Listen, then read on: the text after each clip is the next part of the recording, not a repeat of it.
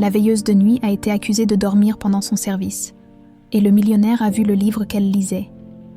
C'était le même qu'il lisait à sa fille tous les soirs avant qu'elle ne disparaisse il y a 24 ans. Les néons froids du hall d'entrée projetaient leurs reflets blafards sur le marbre poli, créant des ombres dansantes qui semblaient avoir une vie propre. Romane Fleury ajusta sa veste d'uniforme et jeta un coup d'œil à sa montre. 3 heures du matin, l'heure où Lyon dormait profondément, où les rues se vidaient et où seuls les insomniaques comme elle veillaient dans le silence. « Encore une nuit de plus », murmura-t-elle, en s'installant derrière le bureau de réception du domaine des Écuries, l'un des complexes résidentiels les plus huppés de la ville. Les appartements de standing s'élevaient autour d'elle comme des tours de verre et d'acier, abritant des vies qu'elle ne connaîtrait jamais vraiment. Romane sortit de son sac à dos un livre aux pages jaunies et à la couverture fatiguée, « Étoile dans le jardin », était gravé en lettres dorées presque effacées. Elle l'ouvrit délicatement, comme on manipule un objet précieux. C'était son rituel, sa bouée de sauvetage dans ces heures mortes où les pensées devenaient trop lourdes à porter. Elle ne se souvenait pas d'où venait ce livre. Il avait toujours été là, depuis aussi loin que remontaient ses souvenirs flous de l'orphelinat Sainte-Marguerite. Les éducateurs lui avaient dit qu'elle l'avait avec elle le jour où on l'avait trouvée, abandonnée devant les grilles, à l'âge de 6 ans. Aucune explication, aucun mot, juste une petite fille silencieuse serrant un livre contre son cœur. Il était une fois un jardin secret où les étoiles descendaient chaque nuit pour danser avec les fleurs. Commença-t-elle à lire, sa voix basse résonnant dans le hall vide. Ces mots la berçaient, l'apaisaient d'une manière qu'elle n'arrivait pas à expliquer, comme si quelque part, dans un recoin oublié de sa mémoire, une voix familière les avait déjà prononcées. Un frisson la parcourut. Ces derniers temps, les rêves revenaient plus souvent, toujours le même. Une chambre aux murs bleus, un plafond parsemé d'étoiles phosphorescentes. Et cette sensation d'être en sécurité, aimée, puis tout basculait dans un chaos de voix inquiètes, de lumières aveuglantes, et elle se réveillait en sueur. Le cœur battant la chamade, le bruit d'une porte qui claque la tira de ses pensées, des pas résonnèrent dans le couloir menant aux ascenseurs. À cette heure-ci, Romane se redressa, refermant instinctivement son livre. C'était inhabituel. Les résidents du domaine menèrent des vies ordonnées, respectèrent les horaires de gens bien élevés. Un homme apparut dans son champ de vision, la cinquantaine élégante, cheveux poivre et cils impeccablement coiffés, costume sombre malgré l'heure tardive. Elle le reconnut immédiatement. Alexandre Lefort, appartement 847, l'un des propriétaires les plus influents du complexe, patron d'une chaîne d'hôtels de luxe. Il incarnait cette réussite française discrète mais implacable. « Bonsoir, mademoiselle », dit-il en s'approchant du bureau. Sa voix portait cette autorité naturelle des hommes habitués à être obéis, mais quelque chose dans son regard semblait troubler. « Bonsoir, monsieur Lefort, tout va bien. » Romane glissa discrètement le livre sous quelques papiers, geste qu'elle avait perfectionné au fil des mois. « J'ai reçu une plainte concernant du bruit dans les parties communes pendant vos heures de service. » Il marqua une pause, la dévisageant avec une intensité qui la mit mal à l'aise. « Il paraît que vous lisez à voix haute. » Romane sentit ses joues s'empourprer. Madame Dubois du 3e étage. Certainement, cette femme avait le don de se plaindre de tout et de rien. « Je suis désolée. »« Monsieur, ça ne se reproduira plus. »« Ce n'est pas grave, » répondit-il. Mais son attention semblait ailleurs. Ses yeux s'étaient fixés sur le coin du livre qui dépassait des papiers. « Qu'est-ce que vous lisiez ?» La question la prit au dépourvu.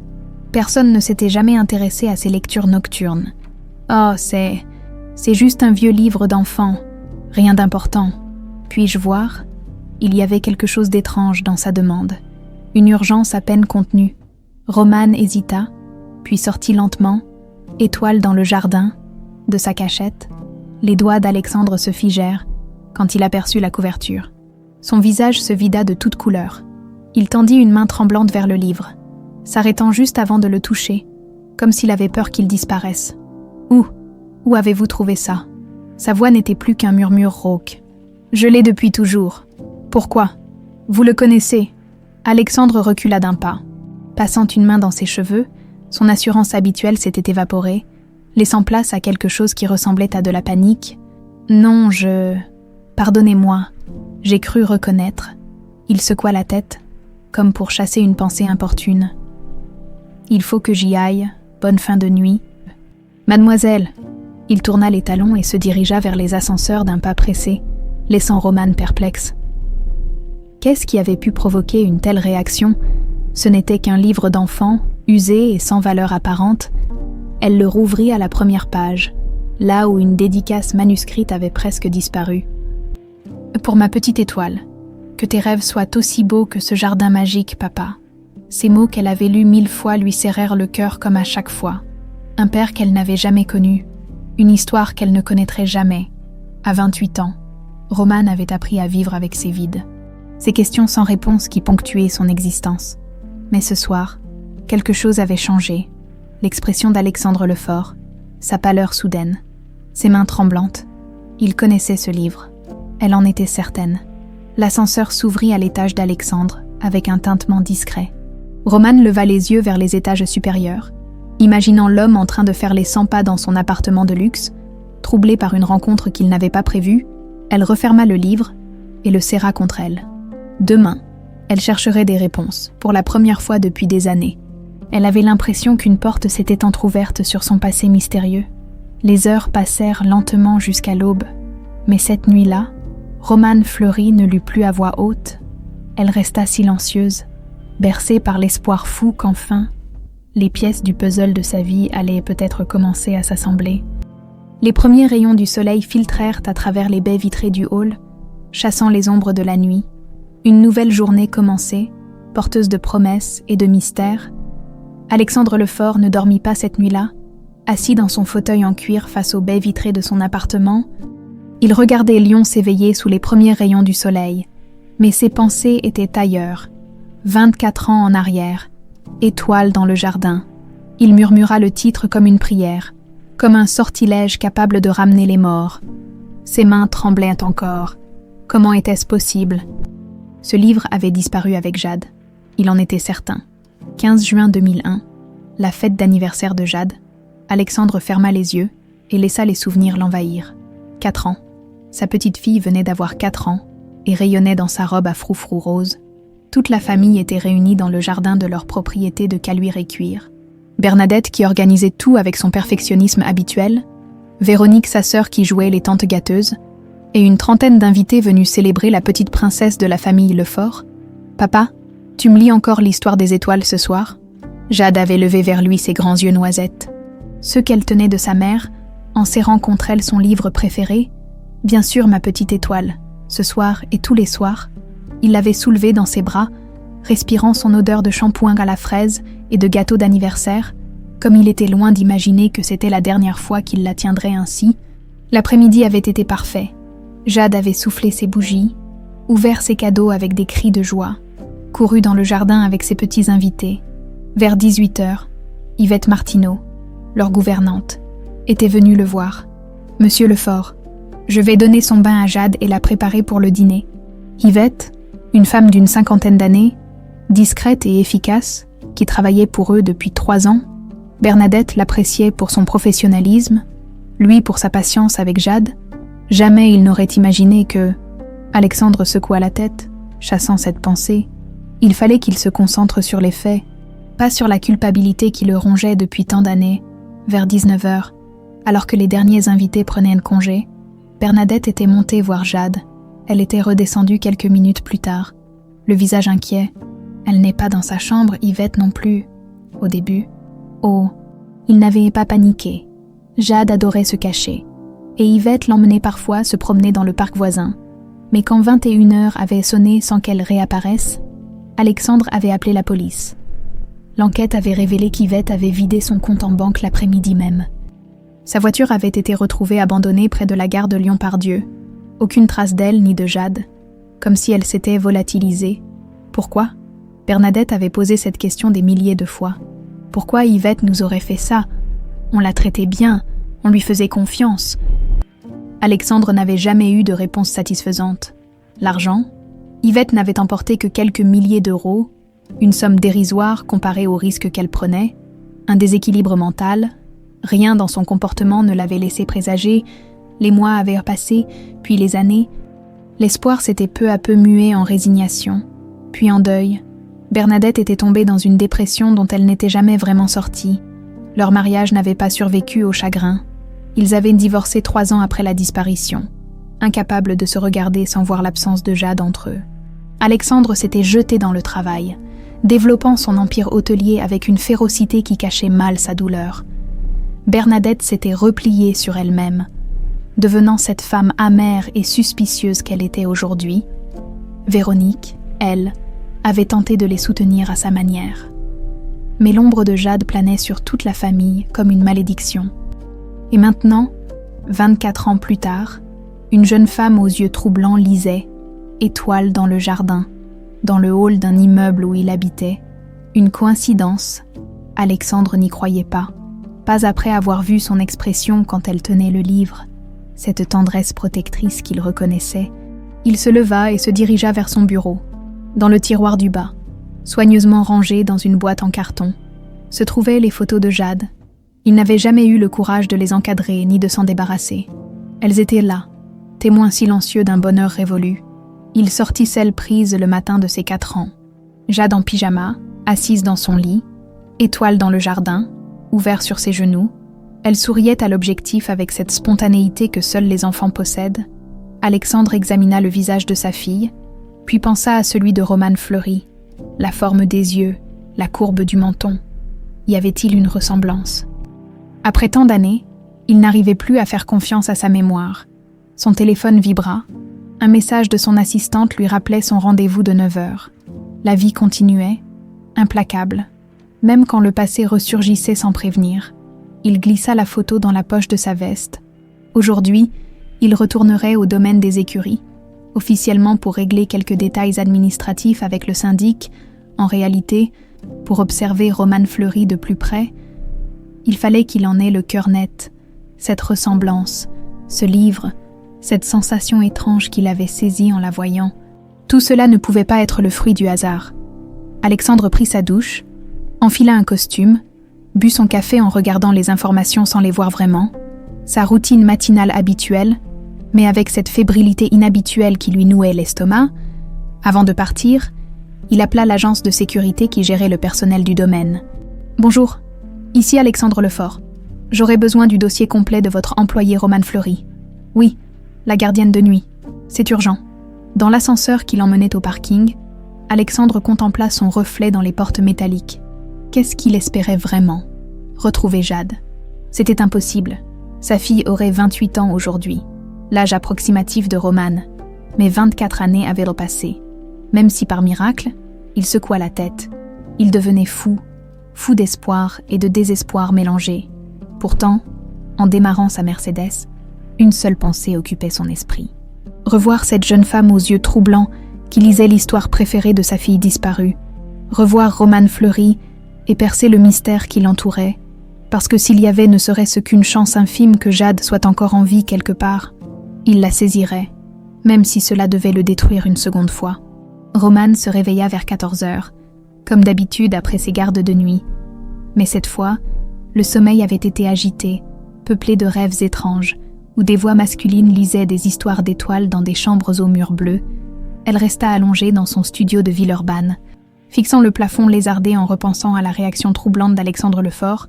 Son téléphone vibra, un message de Madame Rousseau, la responsable du personnel de l'agence de sécurité. « Romane, M. Lefort souhaite vous rencontrer demain matin à 10h pour discuter de votre poste. Rien de grave, juste une évaluation de routine. » Une évaluation? En 2 ans de service, personne ne l'avait jamais convoquée pour une évaluation. Romane sentit une pointe d'anxiété lui nouer l'estomac. Elle avait besoin de ce travail, sans diplôme ni formation particulière. Les emplois de nuit étaient sa spécialité. Il lui convenait parfaitement. Peu de contact humain, du temps pour lire. Et cette solitude qui l'apaisait, elle se leva, prépara un café et s'installa à sa petite table près de la fenêtre. Le dossier qu'elle gardait toujours près d'elle contenait les maigres informations sur son passé. Son certificat de placement à l'orphelinat Sainte-Marguerite. Quelques photos floues de son enfance, et cette lettre de sœur Marie-Claire qui résumait tout ce qu'on savait d'elle. Arrivée le 12 septembre 1999, vers l'âge de 6 ans, aucun document d'identité, la petite ne parlait presque pas et refusait de donner son nom. Elle serrait un livre d'enfant, et un petit collier. État de santé correct malgré une maigreur évidente. Aucune famille ne l'a réclamé. 6 ans. Romane toucha machinalement le fin collier en argent qu'elle portait toujours, orné d'une petite lettre J. Jadis, elle avait pensé que c'était l'initiale de son vrai prénom, mais sœur Marie-Claire l'avait baptisée Romane. Et ce nom lui était resté. Pourquoi repensait-elle à tout cela aujourd'hui? Parce qu'un homme avait reconnu son livre? C'était ridicule. Étoile dans le jardin n'était probablement pas unique. D'autres enfants avaient dû grandir avec cette histoire. Et pourtant, Romane ouvrit le livre à la première page et relut la dédicace presque effacée. « Pour ma petite étoile, que tes rêves soient aussi beaux que ce jardin magique, papa. » Ces mots avaient toujours résonné en elle d'une manière particulière, comme un écho lointain d'une époque où elle était aimée. Le soir venu, elle se prépara pour sa garde avec plus de soin que d'habitude. Non pas qu'elle s'attendait à revoir Alexandre Lefort, mais son comportement de la veille l'avait intriguée. Il y avait eu quelque chose dans son regard, une intensité qui dépassait la simple curiosité. Le domaine des écuries baignait dans sa tranquillité habituelle quand elle prit son poste. Les résidents menaient leurs vies ordonnées derrière leurs fenêtres éclairées, et Romane s'installa à son bureau avec un sentiment familier de sécurité, vers 2 heures du matin. Alors qu'elle lisait silencieusement cette fois, l'ascenseur s'ouvrit sur Alexandre Lefort. Il portait un jean et un pull sombre, tenue décontractée qui le rendait plus accessible que son costume de la veille. « Bonsoir, mademoiselle Fleury. » Elle sursauta légèrement. Il connaissait son nom. « Bonsoir, monsieur Lefort. Tout va bien. J'ai quelques documents à récupérer dans mon bureau. » Il marqua une pause, semblant hésiter. « Vous permettez que je vous tienne compagnie quelques minutes? Les nuits sont longues. J'imagine ?» Romane acquiesça, surprise par cette demande inhabituelle. Alexandre s'approcha du bureau, mais son attention se porta immédiatement sur le livre ouvert devant elle. « Vous le relisez souvent? Tous les soirs, ou presque, c'est rassurant. Depuis quand l'avez-vous » La question était posée avec un naturel forcé qui ne trompa pas Romane. Cet homme cherchait quelque chose. « Depuis toujours, enfin, depuis que j'ai 6 ans environ. C'est tout ce qui me reste d'avant. D'avant quoi ?» Romane hésita. Elle parlait rarement de son passé, surtout pas à des étrangers, mais quelque chose dans la voix d'Alexandre l'encourageait aux confidences. « J'ai grandi dans un orphelinat. Je n'ai aucun souvenir de ma vie d'avant. Les sœurs disaient que j'avais été abandonnée avec ce livre et... » Elle toucha inconsciemment son collier. Alexandre suivit son geste et se figea en apercevant la petite lettre J. « Ce collier, vous l'aviez aussi quand vous êtes arrivé à l'orphelinat ? » ?»« Oui, pourquoi ? Vous le reconnaissez aussi. » Il y eut un long silence. Alexandre sembla lutter avec lui-même avant de répondre. « Non, c'est juste que c'est un joli bijou, ancien. » Romane n'était pas dupe de ce mensonge. Mais elle n'insista pas.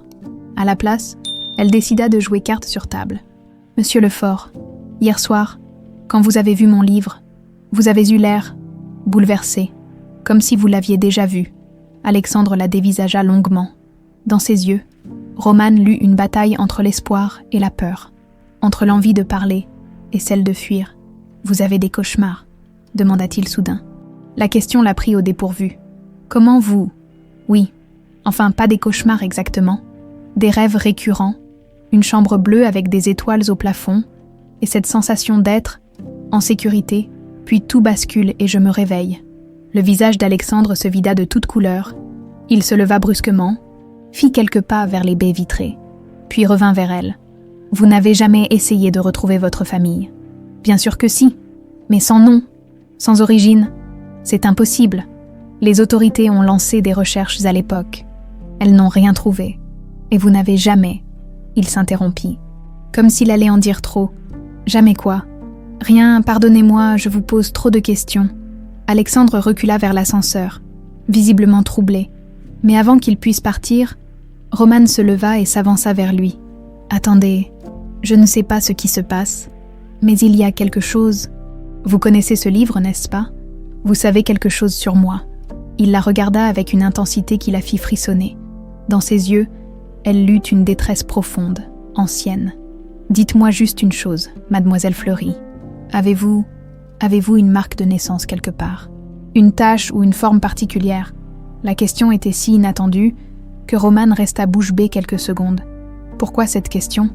S'il vous plaît, c'est important. » Elle hésita, puis porta instinctivement la main à son épaule droite, là où sous son uniforme se cachait une petite tache en forme de croissant de lune. « Sur l'épaule droite » murmura-t-elle, « en forme de croissant de lune. » Ils avaient parlé en même temps. Le silence qui suivit était assourdissant. Alexandre s'appuya contre le mur, comme si ses jambes ne le portaient plus. Ses mains tremblaient. « Mon Dieu » murmura-t-il. « Ce n'est pas possible. » « Qu'est-ce qui n'est pas possible, monsieur Lefort ? Vous me faites peur. Dites-moi ce qui se passe. » Il la regarda avec des yeux brillants de larmes contenues. « Il faut que je réfléchisse, que je vérifie certaines choses. » Vérifier quoi ? Mais il était déjà dans l'ascenseur. La laissant seule avec 1000 questions et une angoisse grandissante. Quelque chose d'énorme se préparait. Elle le sentait. Sa vie tranquille et ordonnée était sur le point de basculer, et elle n'était pas sûre d'être prête. Alexandre ne parvint pas à fermer l'œil de la nuit, assis dans son salon, la photo de Jade entre les mains. Il comparait mentalement chaque détail du visage de sa fille avec celui de Romane Fleury. Le livre, le collier, les cauchemars sur une chambre bleue étoilée, la chambre de Jade, et maintenant cette marque de naissance en forme de croissant de lune, tout concordait de manière si troublante qu'il en avait le vertige. Mais c'était l'impossible. 24 ans avaient repassé. Sa petite fille de 4 ans était devenue cette jeune femme de 28 ans qui gardait un immeuble la nuit.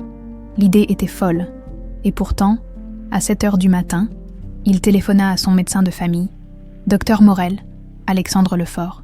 J'aurais besoin que vous me confirmiez quelque chose dans le dossier médical de ma fille Jade. Oui, je sais qu'elle a disparu, mais la marque de naissance sur son épaule droite, vous vous souvenez de sa forme exacte. » Le silence à l'autre bout du fil lui confirma ce qu'il redoutait et espérait à la fois. « Un croissant de lune, monsieur Lefort, environ 2 cm, sur l'omoplate droite. Pourquoi cette question après toutes ces années ?» Alexandre raccrocha sans répondre. Ses mains tremblaient, tellement qu'il faillit lâcher le téléphone. Ce n'était plus une coïncidence. C'était un miracle ou une malédiction. Il ne savait plus. Il devait en parler à Bernadette. Même si leur relation était devenue glaciale depuis le divorce, elle avait le droit de savoir. Mais d'abord, il lui fallait plus de certitude. Vers 10 heures, Alexandre se présenta au bureau de l'agence de sécurité. Madame Rousseau l'accueillit avec son sourire professionnel habituel. « Monsieur Lefort, Romane ne devrait pas tarder pour votre entretien. En attendant, voici son dossier comme vous l'aviez demandé. » Alexandre ouvrit le mince dossier, date de naissance estimée, 1996, lieu de naissance, inconnu, orphelinat Sainte-Marguerite de 1989 à 2014, quelques emplois précaires, puis ce poste de gardienne depuis 2 ans, pas de famille connue. Elle n'a jamais cherché à retrouver ses origines, demanda-t-il. Pas à ma connaissance, c'est une employée discrète, ponctuelle, jamais de problème. Pourquoi ces questions ? Simple vérification de routine, quand Romane arriva. Alexandre nota immédiatement sa nervosité. Elle portait un jean et un pull blanc qui mettaient en valeur ses cheveux châtains. Dans la lumière du jour, la ressemblance avec Jade était encore plus frappante. « Asseyez-vous, mademoiselle Fleury. » Elle s'installa en face de lui, les mains croisées sur ses genoux. Son regard était méfiant, mais il y avait aussi cette curiosité qu'il reconnaissait chez sa fille. « Vous vouliez me voir ? » ?»« Oui, pour votre évaluation, mais aussi... » Il hésita, cherchant ses mots. « J'aimerais que vous me parliez de vos rêves, ceux dont vous m'avez parlé hier soir. Mes rêves. Quel rapport avec mon travail ? S'il vous plaît, c'est important. » Romane le dévisagea longuement, puis sembla prendre une décision. « Très bien, je rêve toujours de la même chose. Une chambre avec des murs bleu ciel, et au plafond, des étoiles phosphorescentes qui brillent dans le noir. Il y a un lit avec une couverture à fleurs, et près de la fenêtre, une grande bibliothèque remplie de livres d'enfants. » Alexandre sentit son cœur s'emballer. Elle décrivait la chambre de Jade avec une précision troublante. « Et dans ce rêve, vous n'êtes pas seul. » »« Non. Il y a une voix d'homme qui me lit des histoires. Une voix douce, rassurante, et parfois, elle marqua une pause, les yeux dans le vague. Parfois, je sens une odeur d'aftershave, quelque chose de frais et de boisé, Hugo Boss. Le parfum qu'Alexandre portait depuis des années, celui qu'il avait déjà à l'époque où il lisait des histoires à Jade chaque soir. Continuez. Puis tout bascule, des voix inquiètes, des lumières aveuglantes, une sensation de panique. Je cours dans un couloir sombre, et c'est là que je me réveille toujours, en sueur, le cœur battant. Alexandre ferma les yeux. Elle décrivait le soir de la disparition, le moment où ils avaient découvert que Jade et Yvette avaient disparu, les cris, les recherches dans toute la maison. « Monsieur Lefort, ça va, vous êtes tout pâle. » Il rouvrit les yeux et la regarda intensément. « Romane, ce que je vais vous demander va vous paraître étrange, mais accepteriez-vous de faire un test ADN ?»« Un test ADN ?» Elle recula sur sa chaise. « Pourquoi ? Parce que je crois ?» Il prit une inspiration profonde. « Parce que je crois que vous pourriez être ma fille. » Le silence qui suivit fut assourdissant. Romane le fixait, bouche bée, comme s'il venait de lui annoncer qu'elle était une extraterrestre. « C'est une plaisanterie. J'ai perdu ma fille Jade il y a 24 ans. Elle avait 4 ans. Le livre que vous lisez était le sien.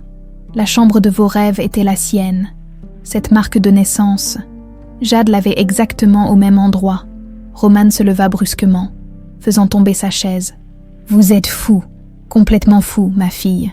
Je ne suis la fille de personne. Je n'ai pas de famille.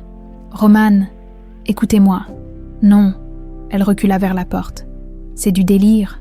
Vous voyez des ressemblances parce que vous le voulez. C'est tout. » Alexandre se leva à son tour, tendant les mains dans un geste d'apaisement. « Je sais que c'est dur à accepter. Moi-même, j'ai du mal à y croire. Mais toutes ces coïncidences, des coïncidences, justement, rien de plus. » Pourtant, malgré ses protestations, Alexandre voyait dans ses yeux qu'elle était ébranlée, qu'une part d'elle-même commençait à envisager cette possibilité terrifiante et merveilleuse. Un simple test, Romane, juste pour être sûre. Et si, sa voix se brisa, et si c'était vrai, alors nous aurions 24 ans à rattraper.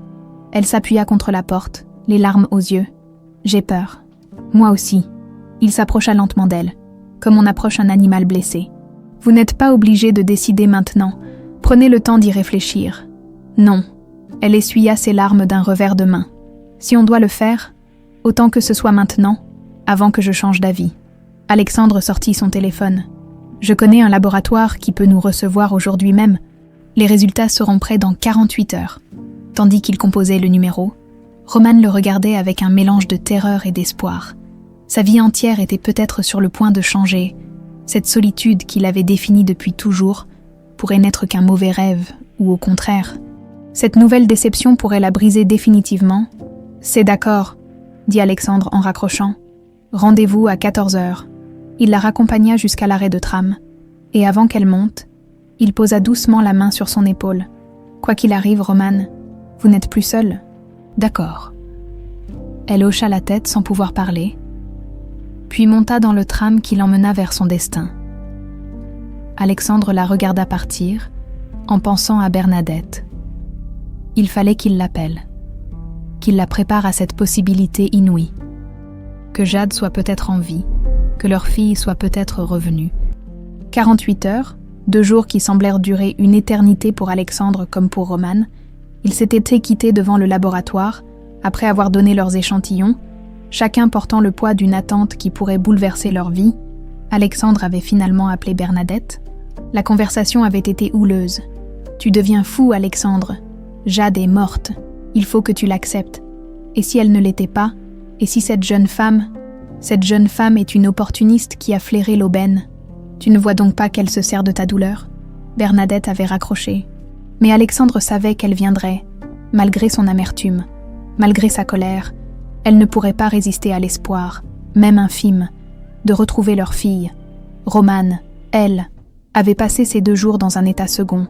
Elle avait démissionné de son poste de gardienne, incapable de se concentrer. Les rêves étaient revenus plus intenses, plus précis, des fragments de souvenirs qui remontaient à la surface comme des bulles d'air dans l'eau profonde. Le vendredi matin, à 10 heures précises, ils se retrouvèrent tous les 3 dans le cabinet du docteur Penven, généticien réputé de Lyon. Bernadette était arrivée la première, impeccable dans son tailleur noir, mais Alexandre voyait la tension dans ses épaules, dans la façon dont elle serrait son sac contre elle. Romane entra la dernière, pâle et visiblement épuisée. Elle jeta un coup d'œil nerveux à Bernadette, qui l'examina avec une hostilité à peine dissimulée. « Voilà donc cette personne », dit Bernadette d'un ton glacial. « Bernadette », l'avertit Alexandre. Le docteur Penven les fit asseoir dans son bureau lumineux. Sur sa table, une enveloppe scellée attendait. « Mesdames, monsieur, je vais vous lire les résultats directement. L'analyse ADN que nous avons effectuée comparait l'échantillon de Mademoiselle Fleury avec ceux de M et Madame Lefort. » Il ouvrit l'enveloppe avec des gestes lents, professionnels. Le silence était si pesant qu'on entendait le tic-tac de l'horloge murale. Les résultats sont formels. Mademoiselle Fleury est bien la fille biologique de M, Alexandre Lefort et de Madame Bernadette Lefort. La probabilité de paternité et de maternité est de 99,9%. Le monde s'arrêta. Bernadette poussa un cri étouffé et porta les mains à sa bouche. Alexandre sentit ses jambes se dérober sous lui. Romane resta figée, les yeux écarquillés, comme si elle n'arrivait pas à traiter l'information. « Jade », murmura Alexandre. « Ma petite Jade ». Il se leva pour s'approcher d'elle, mais Romane recula instinctivement. « Non, non, ce n'est pas possible. Je ne peux pas être. »« Mademoiselle », intervint doucement le docteur. « Je comprends que ce soit un choc, mais les analyses ne mentent pas. Vous êtes bien Jade Lefort. » Bernadette s'était levée à son tour, et, les larmes coulant librement sur ses joues. « Mon bébé, mon petit bébé !» Elle fit un pas vers Romane, qui se plaqua contre le mur. « Ne m'approchez pas. Vous êtes des étrangers. Je ne vous connais pas. »« Jade, ma chérie, » commença Alexandre. « Je ne suis pas Jade. Je suis Romane. Romane Fleury. J'ai grandi à l'orphelinat Sainte-Marguerite. J'ai vécu dans des familles d'accueil. J'ai survécu seule. Je ne suis la fille de personne. » Sa voix se brisa sur ces derniers mots. Alexandre voyait la panique dans ses yeux, cette terreur de l'enfant abandonné qui refuse de croire qu'elle pourrait enfin avoir une famille. « Vous avez raison, » dit-il doucement. « Vous êtes Romane Fleury. C'est la femme que vous êtes devenue. Mais vous êtes aussi Jade Lefort, la petite fille que nous avons perdue et que nous n'avons jamais cessé d'aimer. 24 ans, explosa Romane. 24 ans où j'ai cru que personne ne me voulait, que j'étais seule au monde. Et vous, vous étiez là, vous existiez. Nous t'avons cherché, sanglota Bernadette. Nous avons tout fait pour te retrouver. La police, les détectives privés, les avis de recherche. Alors pourquoi vous ne m'avez jamais trouvé ?» Alexandre et Bernadette échangèrent un regard douloureux. Comment expliquer l'inexplicable ? Comment dire à leur fille qu'elle avait été volée par quelqu'un en qui ils avaient confiance ? « C'est Yvette qui t'a enlevée » dit Alexandre. « Notre gouvernante, elle, nous ne savons toujours pas pourquoi. » Yvette. Romane fronça les sourcils. Ce nom éveillait quelque chose en elle. Un écho lointain, une femme de 50 ans environ, cheveux gris, yeux bleus. Elle travaillait pour nous depuis 3 ans, le jour de ton anniversaire. « Maman Yvette », les mots sortirent de la bouche de Romane sans qu'elle en ait conscience. Des images floues remontaient. Une femme douce qui lui lisait des histoires, qui la consolait quand elle pleurait en réclamant « papa et maman », qui lui avait dit que ses parents étaient partis au ciel. « Elle m'a dit que vous étiez mort », murmura-t-elle, « que vous étiez mort dans un accident. Elle a dit qu'elle s'occuperait de moi, et puis un jour, elle a eu très mal au cœur. Elle est tombée, elle ne s'est jamais relevée. » Bernadette pleurait silencieusement, la main sur le cœur. « Combien de temps êtes-vous restés ensemble ?» demanda Alexandre. « Je ne sais pas exactement. 3 ans, peut-être 4. Après sa mort, les gens sont venus me chercher. Ils m'ont emmenée à l'orphelinat. Je n'arrêtais pas de demander quand maman Yvette allait revenir. » Alexandre ferma les yeux. Sa petite fille avait vécu avec cette femme qui l'avait volée, qui lui avait fait croire que ses parents étaient morts, et quand Yvette était morte à son tour, Jade était devenue Romane, une orpheline sans passé. « Je veux rentrer chez moi », dit soudain Romane. « Tu es chez toi ?» répondit Alexandre. « Avec nous ?»« Non, chez moi. C'est mon studio. Ma vraie vie, pas ça. » Elle se dirigea vers la porte, mais Bernadette lui barra le passage. « Tu ne peux pas partir. Pas maintenant. Nous venons de te retrouver. »« Laissez-moi. »« Bernadette, laisse-la » intervint Alexandre. « Elle a besoin de temps. Du temps. Elle a déjà perdu 24 ans. Et c'est justement pour ça qu'on ne peut pas la forcer. » Alexandre s'approcha doucement de Romane. « Tu peux partir si tu veux, mais sache que nous serons là quand tu seras prête. Ta chambre, ta vraie chambre, elle t'attend. Nous t'attendons. » Romane le regarda avec des yeux brillants de larmes. « Pourquoi maintenant? Pourquoi vous me retrouvez maintenant? Parce que le destin a voulu que tu lises ton livre préféré dans le hall de mon immeuble? Parce que certaines choses ne peuvent pas rester cachées éternellement? Elle hocha la tête et sortit sans un mot de plus. Alexandre et Bernadette la regardèrent partir, chacun perdu dans ses pensées. « Elle reviendra », demanda Bernadette. « Je l'espère. Et si elle ne revient pas, alors nous irons la chercher, autant de fois qu'il faudra. » Dehors, Romane marchait dans les rues de Lyon sans voir où elle allait. Elle était Jade Lefort. Elle avait des parents, une famille, une vie qu'elle avait oubliée. Mais elle était aussi Romane Fleury, la femme qui avait survécu seule pendant 24 ans. Comment réconcilier ces deux identités? Comment retrouver sa place dans une famille qui lui était devenue étrangère? En serrant son livre contre elle, elle sentit que sa vraie vie ne faisait que commencer. 3 jours s'écoulèrent avant que Romane accepte de revoir Alexandre.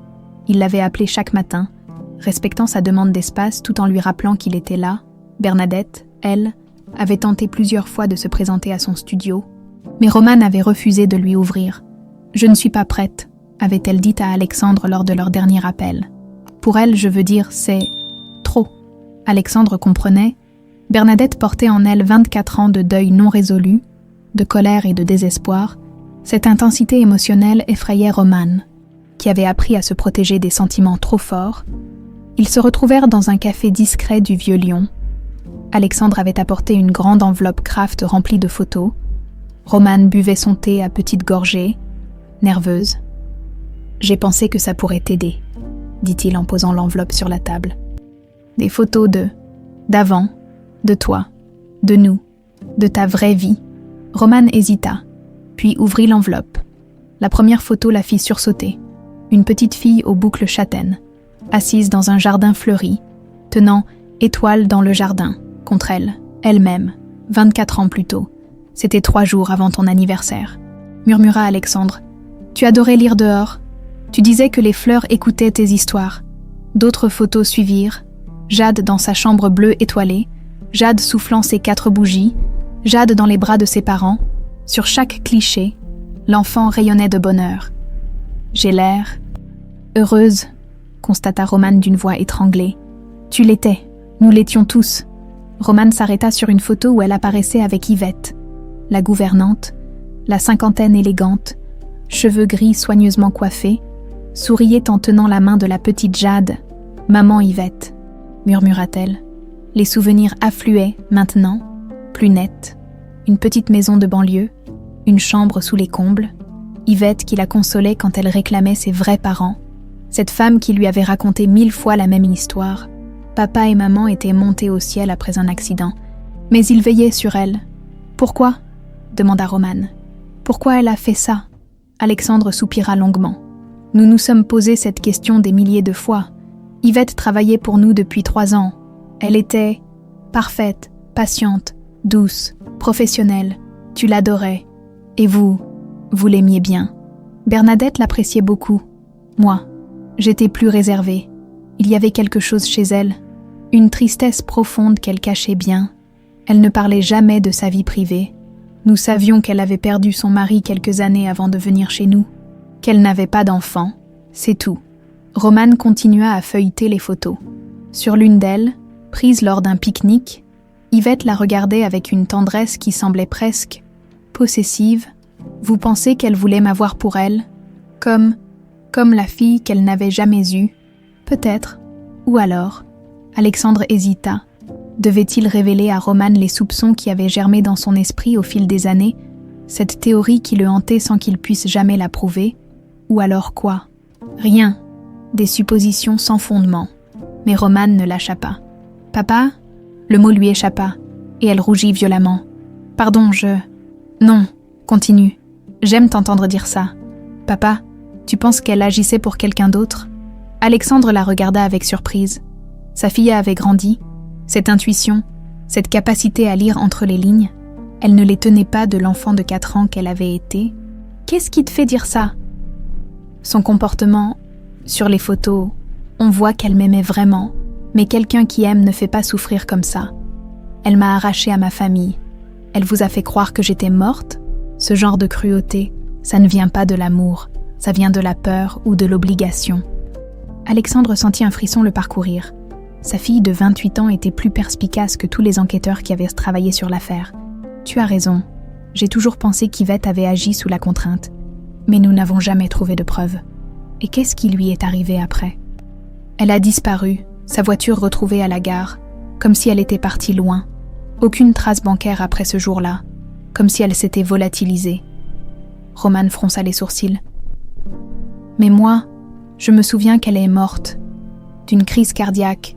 J'avais 7 ou 8 ans, je crois. Où ça?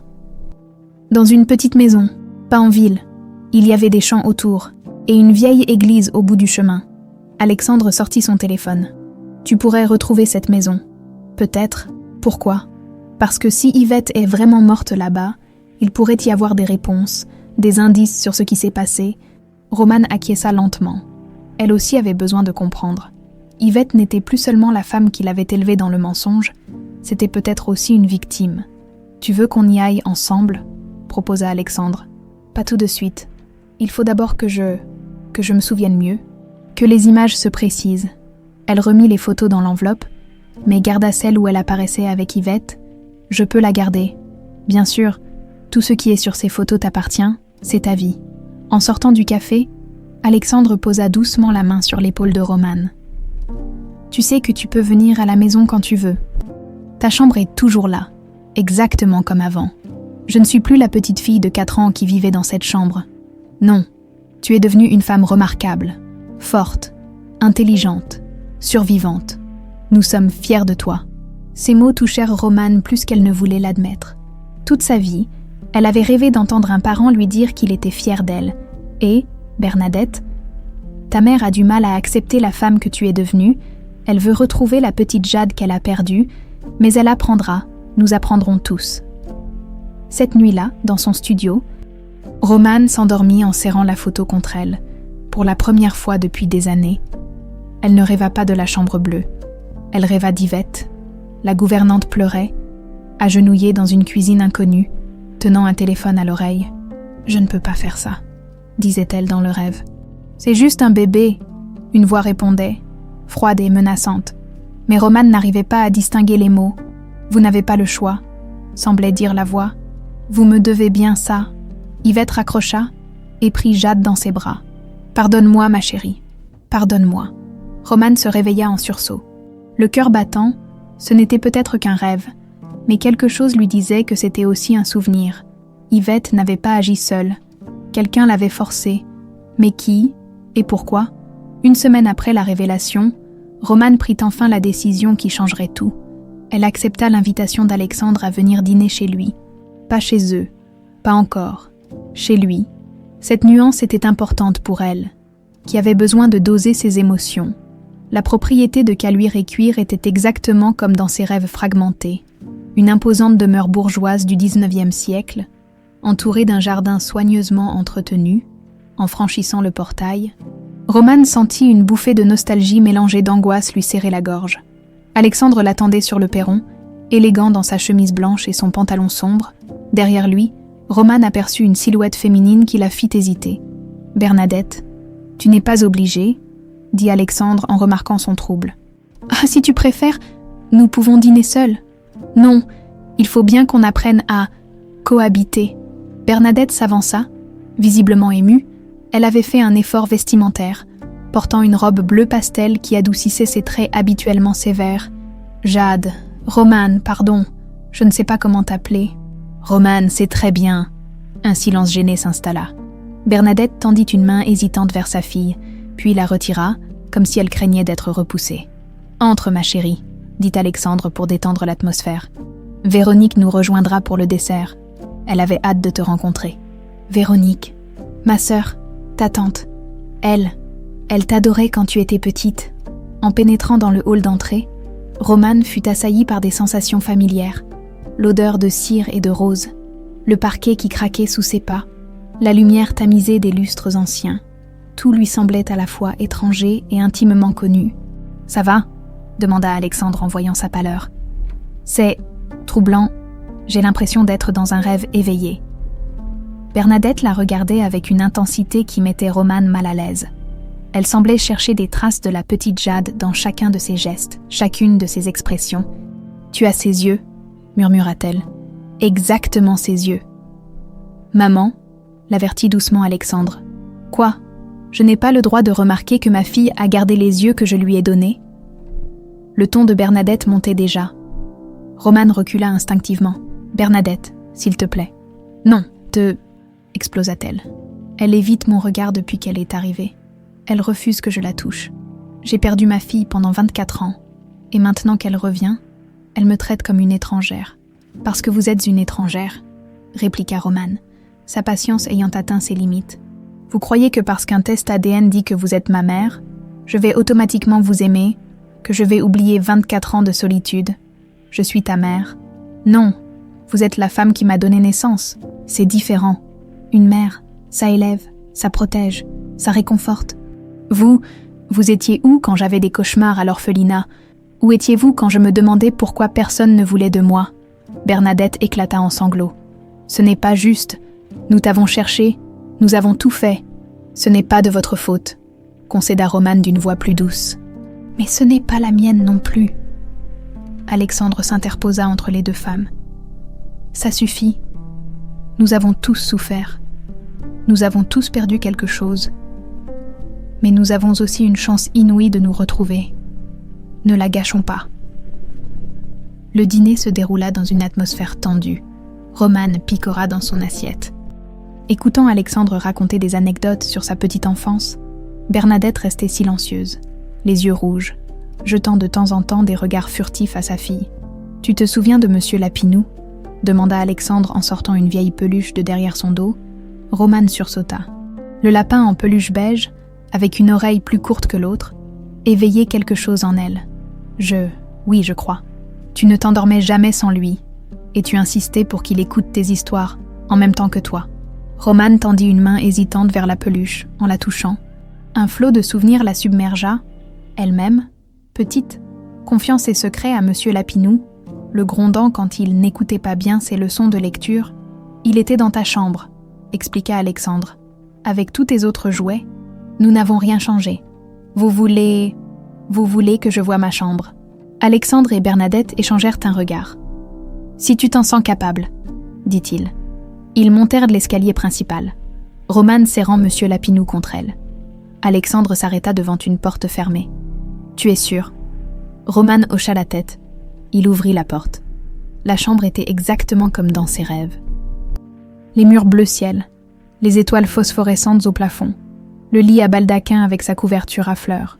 Même l'odeur était familière, un mélange de lavande et de vanille. « Mon Dieu !» murmura-t-elle. Elle entra lentement, touchant chaque objet comme pour s'assurer de sa réalité. La bibliothèque remplie de livres d'enfants, le petit bureau où trônaient des cahiers de coloriage, le coffre à jouets débordant de trésors oubliés. « Nous avons fait le ménage régulièrement, » expliqua Bernadette d'une voix étranglée. « Au cas où tu reviendrais. » Romane s'assit sur le lit, les ressorts grincèrent familièrement. « C'est ici que vous me lisiez des histoires ?» demanda-t-elle à Alexandre. « Tous les soirs, tu choisissais toujours Étoile dans le jardin, parce que papa faisait des voix différentes pour chaque personnage. » Compléta soudain Romane, les mots étaient sortis tout seuls, comme un écho du passé. Alexandre sourit, les larmes aux yeux. « Tu te souviens ?» Fragments, bribes, mais oui, ça revient. On sonna à la porte. Alexandre consulta sa montre. « C'est Véronique. Elle a hâte de te voir. » Quelques minutes plus tard, une femme d'une 50aine d'années élégante fit son entrée dans le salon. Véronique Lefort ressemblait à son frère, mais en plus raffinée, plus charismatique. Elle portait un tailleur griffé et des bijoux discrets qui trahissaient une aisance certaine. « Mon Dieu, Alexandre, c'est vraiment elle !» Elle se dirigea vers Romane avec une assurance que n'avait pas Bernadette. « Ma petite Jade, comme tu as grandi, tu es magnifique !» Véronique l'embrassa chaleureusement et Romane se laissa faire, étonnée par cette spontanéité qui contrastait avec la retenue de ses parents. « Tante Véronique, » dit-elle timidement, « tu te souviens de moi ? Un peu ? Vous sentiez bon ? Un parfum fleuri ? Chanel No. 5, le même depuis toujours. » Véronique rit. « Tu me disais que j'étais la plus belle dame du monde. » L'atmosphère se détendit. Véronique avait ce don de mettre les gens à l'aise, de faire oublier les tensions. Elle raconta des anecdotes amusantes sur l'enfance de Romane. La fit rire avec des imitations de ses caprices de petite fille. « Tu avais décidé que tu ne porterais que du rose pendant tout un été, » raconta-t-elle. Ta mère était désespérée. Bernadette esquissa un sourire, la première fois de la soirée. Tu refusais même de manger des légumes verts parce qu'ils n'étaient pas roses. Pour la première fois, Romane vit ses parents non plus comme des étrangers douloureux, mais comme ses parents imparfaits, émouvants, humains. « Je peux revenir demain », demanda-t-elle avant de partir. « Quand tu veux », répondit Alexandre. « Cette maison est la tienne », en la raccompagnant. Véronique glissa à Alexandre. « Ça va aller. Elle a juste besoin de temps. La pauvre petite a tant souffert. » Alexandre hocha la tête. Mais quelque chose dans le ton de sa sœur le troubla. Une nuance qu'il n'arrivait pas à identifier, cette nuit-là, pour la première fois depuis des années. Il dormit paisiblement. Sa fille était revenue. 2 semaines s'écoulèrent, dans une routine nouvelle pour Romane. Elle passait ses après-midi chez les Lefort, apprivoisant lentement cette famille retrouvée. Les relations avec Bernadette restaient tendues, mais Alexandre faisait de son mieux pour créer des ponts entre elles. Véronique, elle, était devenue la confidente inattendue de Romane, celle qui l'écoutait sans jugement. Ce matin-là, Romane fouillait dans ses affaires personnelles, cherchant des indices sur sa vie avec Yvette, au fond d'une vieille valise en carton qu'elle n'avait pas ouverte depuis des années. Elle découvrit quelque chose qui la fit sursauter. Un petit carnet relié en cuir marron, presque dissimulé sous de vieux vêtements d'enfant. Elle l'ouvrit avec précaution. L'écriture était fine, soignée, et elle reconnut immédiatement la main d'Yvette. C'était son journal intime. 15 juillet 2001. Elle s'adapte bien à sa nouvelle vie. Jade, non, je dois l'appeler Romane maintenant. Comme convenu. Elle pose encore des questions sur ses parents, mais mes explications semblent la satisfaire. Le plus dur, c'est de la voir pleurer la nuit. Elle réclame « papa » et « maman ». Mon cœur se brise chaque fois. Romane sentit sa gorge se serrer. Elle se souvenait de ses pleurs nocturnes, de cette douleur sourde qui lui rongeait le ventre. 3 août 2001. Elle a cessé de demander quand ses parents reviendront. C'est un soulagement, mais aussi une tristesse immense. Cette petite fille si vive devient de plus en plus silencieuse. Ai-je eu raison d'accepter? L'argent m'aide à tenir. Mais à quel prix? L'argent? Romane fronça les sourcils. Yvette avait été payée pour l'enlever. 12 septembre 2001, premier anniversaire de notre nouvelle vie. Romane a soufflé 6 bougies aujourd'hui. Elle sourit plus souvent, mais je vois bien qu'elle porte toujours cette tristesse en elle. Parfois, je me demande si V n'a pas eu tort de me demander ça, mais il était trop tard pour reculer. V, qui était ce mystérieux V. Romane continua sa lecture, le cœur battant. Les entrées devenaient plus espacées, mais révélaient peu à peu la vérité. 24 décembre 2002. Romane m'a demandé si le Père Noël savait où elle habitait maintenant. J'ai dit oui, mais j'avais envie de pleurer. Cette petite fille mérite mieux que cette vie cachée. V a appelé hier pour prendre des nouvelles.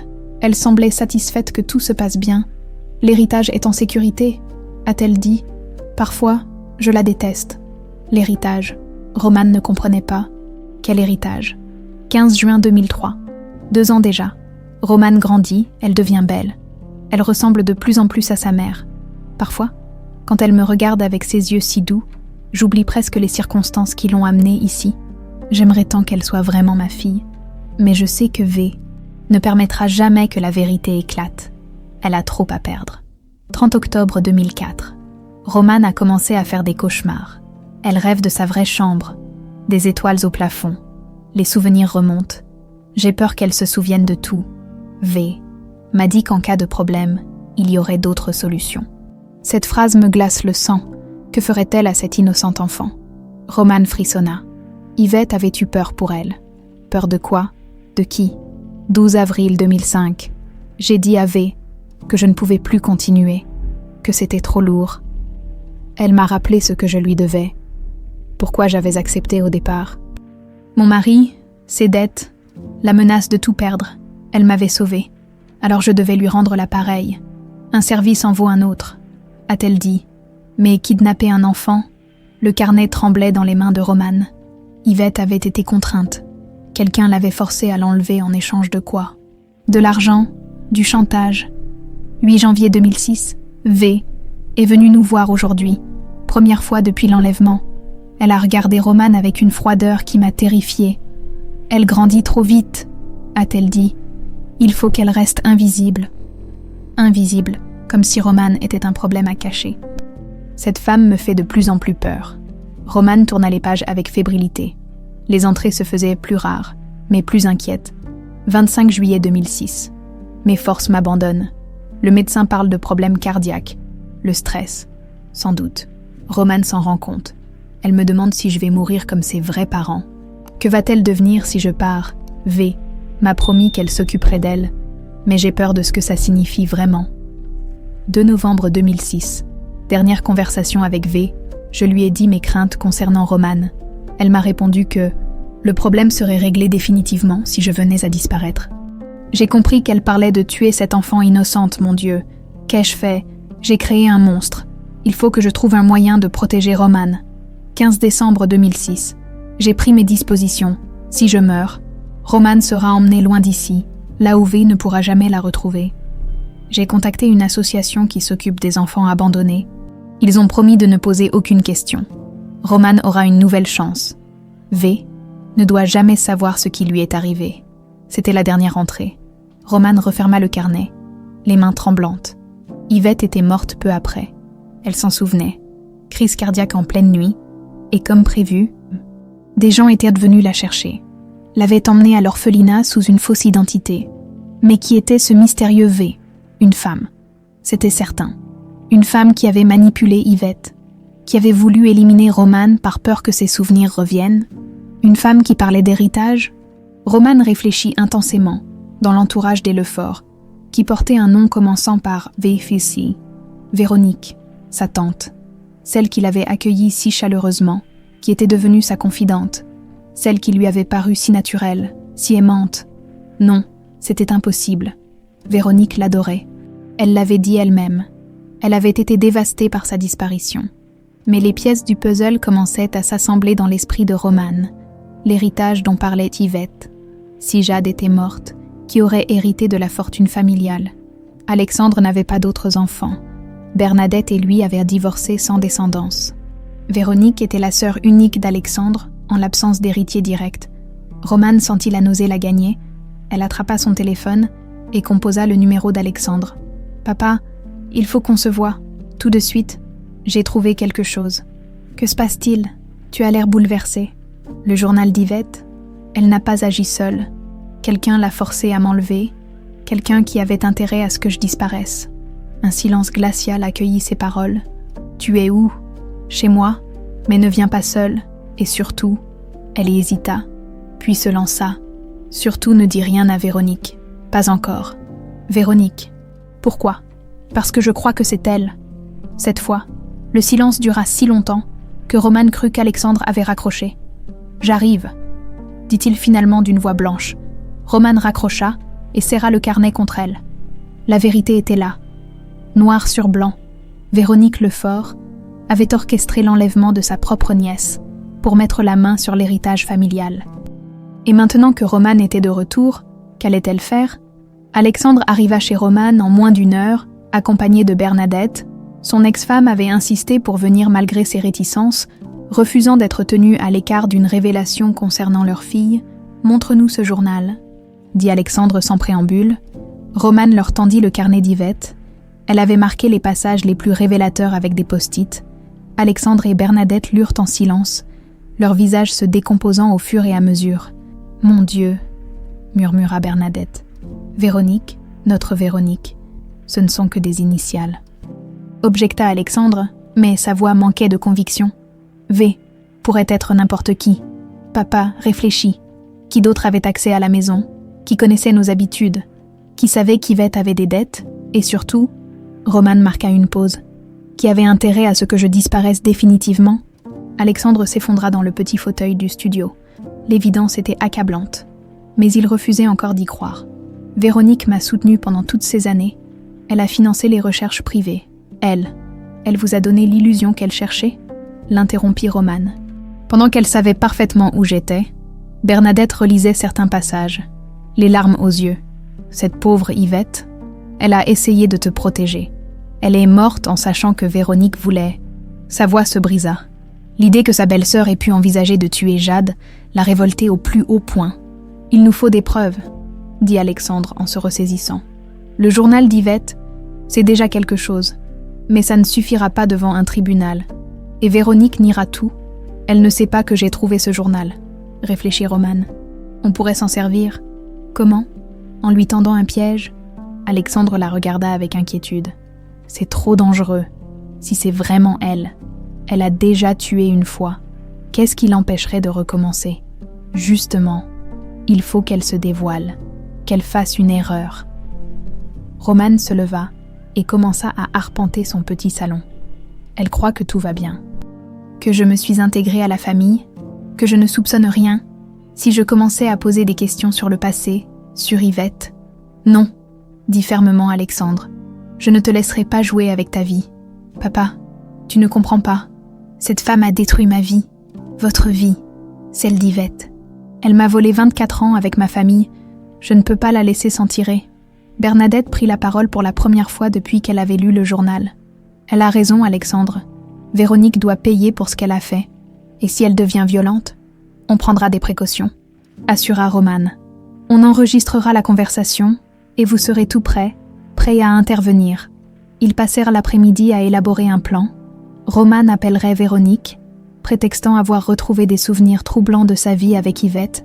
Elle lui donnerait rendez-vous dans un lieu public, mais suffisamment isolé pour que Véronique se sente libre de parler.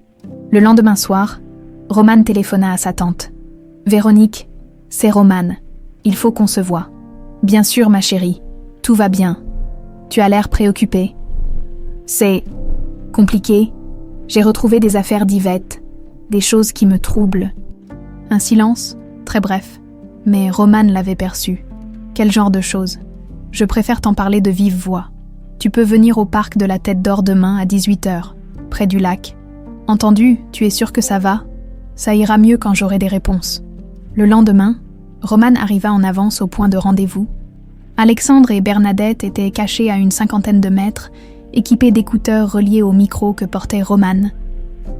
Ils avaient également prévenu un ami policier d'Alexandre, qui patrouillait discrètement dans les environs. Véronique apparut à l'heure précise, élégante comme toujours dans son manteau camel, mais Romane remarqua une tension dans sa démarche, une crispation autour de ses yeux. « Ma chérie, » dit Véronique en l'embrassant, « tu m'as fait peur au téléphone. Asseyons-nous. » Elles s'installèrent sur un banc face au lac. Romane sortit le journal d'Yvette de son sac. « J'ai trouvé ça dans mes affaires. » Le journal intime d'Yvette. Le visage de Véronique ne changea pas, mais ses mains se crispèrent imperceptiblement sur son sac. Ah, et qu'est-ce qu'elle racontait ? Beaucoup de choses sur sa culpabilité, sur les raisons qui l'ont poussée à m'enlever. Les pauvres femmes font parfois des choses inexplicables quand elles perdent l'esprit, dit Véronique d'un ton détaché. Elle n'avait pas perdu l'esprit, elle était manipulée. Cette fois, Véronique tourna la tête vers Romane, et celle-ci y lut une méfiance nouvelle. Manipulée par qui ? Par quelqu'un qu'elle appelle V dans son journal. Quelqu'un qui l'avait aidée financièrement et qui lui a demandé un service en retour. M'enlever ? Véronique eut un petit rire forcé. Tu ne vas pas croire aux divagations d'une kidnappeur ? Tout de même, ce ne sont pas des divagations. Elle donne des détails très précis. Cette personne connaissait la famille, nos habitudes, elle savait qu'Yvette avait des dettes, et surtout, Romane ouvrit le journal à une page marquée. Elle parlait d'héritage. Le masque de Véronique commença à glisser, ses yeux se durcirent. « Qu'est-ce que tu insinues exactement ? » ?»« Je n'insinue rien. Je dis clairement que tu as payé Yvette pour m'enlever, que tu voulais que je disparaisse pour mettre la main sur l'héritage des Lefort. » Véronique se leva brusquement. « Tu es folle ! Comment oses-tu m'accuser, moi qui t'ai accueillie à bras ouverts ? Parce que tu n'avais pas le choix, mon retour compromettait tes plans. Quel plan ? Devenir l'unique héritière d'Alexandre. » Véronique la toisa avec mépris. « Tu crois vraiment que j'ai organisé tout ça pour de l'argent ? Pourquoi d'autre ? Pour le pouvoir, pour que cette famille reste entre de bonnes mains. » L'aveu était sorti tout seul. Véronique réalisa immédiatement son erreur. Mais il était trop tard. « Alexandre est faible, » continua-t-elle, emportée par sa colère. « Il aurait dilapidé l'empire familial en sentimentalisme. Et cette gamine de 4 ans, elle aurait tout hérité un jour. Une petite princesse gâtée qui n'aurait rien compris aux responsabilités. Alors tu as décidé de l'éliminer ? J'ai décidé de la faire disparaître. Nuance. L'idée était qu'elle grandisse loin de tout ça, qu'elle oublie, mais cette imbécile d'Yvette s'est attachée. Elle refusait de suivre mes instructions, tes instructions, l'emmener plus loin, la placer dans une famille qui n'aurait jamais fait le rapprochement. Mais non, Madame s'amusait à jouer les mamans. Véronique réalisait qu'elle en disait trop, mais la colère l'emportait sur la prudence.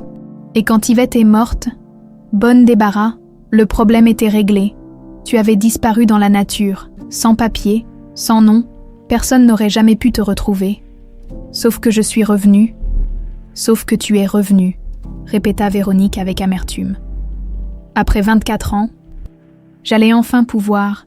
Elle s'interrompit, mais Romane compléta. Pouvoir hériter, Alexandre vieillit, il n'a pas d'autres enfants, tu étais sa seule famille. J'étais, et maintenant, tout est fichu à cause de toi. Le masque était complètement tombé. Véronique Lefort révélait enfin sa vraie nature. Une femme froide, calculatrice, capable de détruire des vies pour satisfaire son ambition. Tu sais ce que ça signifie ? Demanda-t-elle soudain d'une voix dangereusement calme. Que tu vas aller en prison ? Non, que tu vas disparaître, définitivement, cette fois. Véronique glissa la main dans son sac. Romane aperçut le reflet métallique d'un couteau. « Au secours !» cria-t-elle. Alexandre et Bernadette jaillirent de leur cachette, suivis du policier. Véronique, prise au piège, leva son arme vers Romane, mais elle n'eut pas le temps de frapper. Le policier plaqua Véronique au sol avant qu'elle puisse atteindre Romane. Le couteau tomba sur les graviers du parc avec un bruit métallique sinistre. Véronique se débattit quelques secondes, puis s'effondra, tous ses masques tombés, révélant enfin le monstre qu'elle avait toujours été. Véronique Lefort, vous êtes en état d'arrestation pour enlèvement, séquestration et tentative de meurtre, déclara l'inspecteur Moreau en lui passant les menottes. Alexandre et Bernadette accoururent vers Romane. Bouleversés, ils l'entourèrent de leurs bras protecteurs, enfin réunis face à l'adversité. « C'est fini », murmura Alexandre. « C'est vraiment fini. » Véronique, menottée, se tourna vers eux avec un dernier sursaut de rage. « Vous ne comprenez rien. Cette entreprise, cette famille, j'ai tout fait pour les protéger. Alexandre était trop faible. Vous étiez tous trop faibles. La seule faiblesse ici, c'est ta cupidité, » répliqua Bernadette d'une voix tremblante de colère. « Ma cupidité ?» ricana Véronique. « J'ai construit cet empire autant qu'Alexandre. J'ai sacrifié ma vie personnelle pour cette famille. Et cette gamine aurait tout hérité sans rien comprendre au sacrifice. Cette gamine était ma fille, » explosa Alexandre. « Notre fille. Et tu nous l'as volée. » Véronique le regarda avec mépris. « Ta fille, tu la connaissais à peine. Tu travaillais tout le temps. C'est moi qui l'ai élevée autant que Bernadette. J'avais plus de droit qu'elle sur l'héritage. » L'inspecteur Moreau l'emmena vers sa voiture, mais Véronique continuait à crier « Vous verrez, sans moi vous allez tout perdre. Cette petite ne saura jamais ce que représente notre nom. » « Notre nom représente l'amour et la loyauté, » lança Romane. « 2 choses que tu n'as jamais comprises. » La voiture de police s'éloigna, emportant avec elle 24 années de mensonges et de souffrances. 3 mois plus tard, le procès de Véronique Lefort défrayait la chronique, le journal d'Yvette. L'enregistrement de ses aveux et plusieurs témoignages accablants la condamnèrent à 20 ans de prison ferme.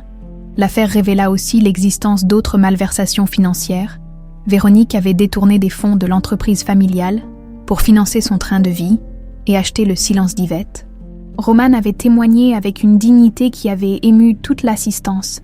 Face au juge, elle avait raconté son enfance volée, ses années d'errance, mais aussi son parcours de reconstruction. « Je ne veux pas de vengeance », avait-elle déclaré. « Je veux juste que justice soit rendue à Yvette, qui a tenté de me protéger, et à mes parents, qui ont souffert de ma disparition. » Bernadette, présente dans le public, avait pleuré en entendant sa fille l'appeler « maman » pour la première fois devant les médias.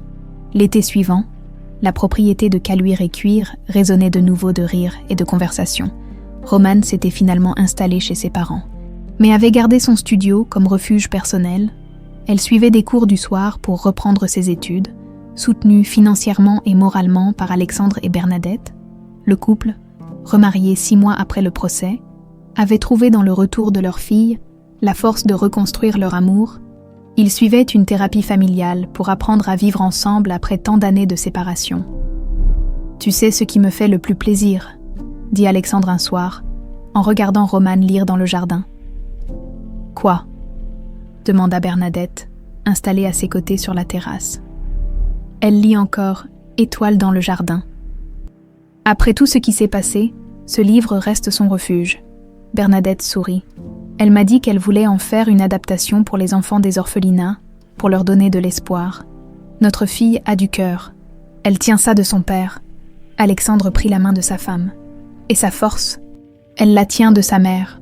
Romane leva les yeux vers eux et leur fit un signe de la main. À 28 ans, elle rattrapait lentement le temps perdu. Mais elle avait appris une leçon précieuse. Parfois, les familles se perdent et se retrouvent. Mais l'amour véritable résiste à tout.